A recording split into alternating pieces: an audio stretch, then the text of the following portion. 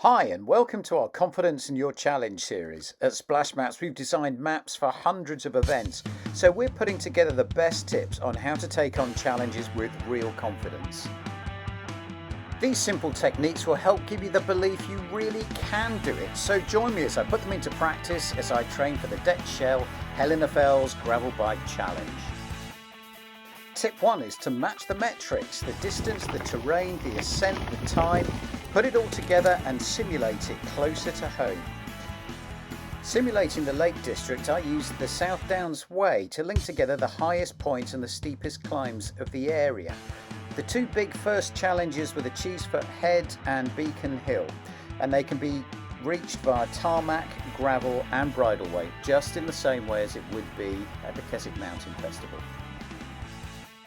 The steepest hill in the area is Old Winchester Hill, and it's a cinch to discover and to plan your route there and back using our Destination Series map. This one is the Western South Downs map. It's at 1 to 40,000 and clearly shows those tight contours that you'll have to go up to get there. The hill looms at you from the distance. The last bit is a very steep ascent. Most people will be pushing. Head towards Brandine using the tarmac roads and then head on to the bridleway network towards Cheriton. The next top tip is to match the conditions. After all, this one's a gravel challenge, and so it's largely going to be on tarmac and gravel. We won't have to contend with this byway, which I found utterly vicious, on the outskirts of Cheriton and relinking me with the South Downs Way. You will end up very sore in these conditions. Having crossed back over the South Downs Way, I make a decision. I'm on track for distance and time, but not on ascent, so I make the decision to turn up Telegraph Hill. The next top tip is to really know yourself. How is your body responding to nutrition?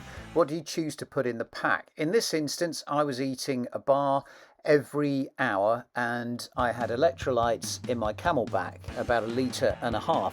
At the event itself there will be feed stations, so I might not have to go that heavily on it.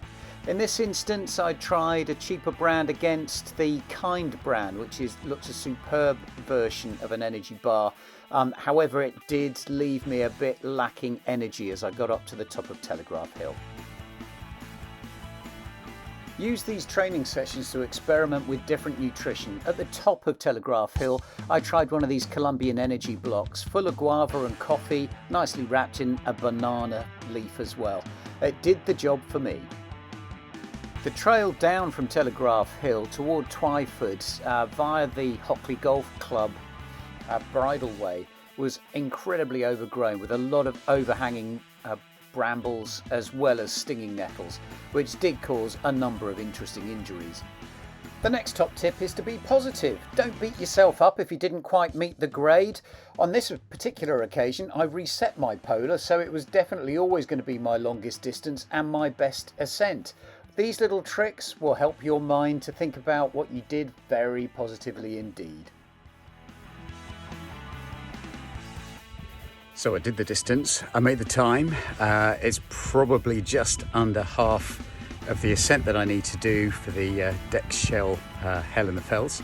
But I think there's a mitigating thing here that in actual fact quite a lot of the trails that I did on the return were mountain bike trails, very rooty, extremely overgrown byways, and I've got the chilly shins to prove it.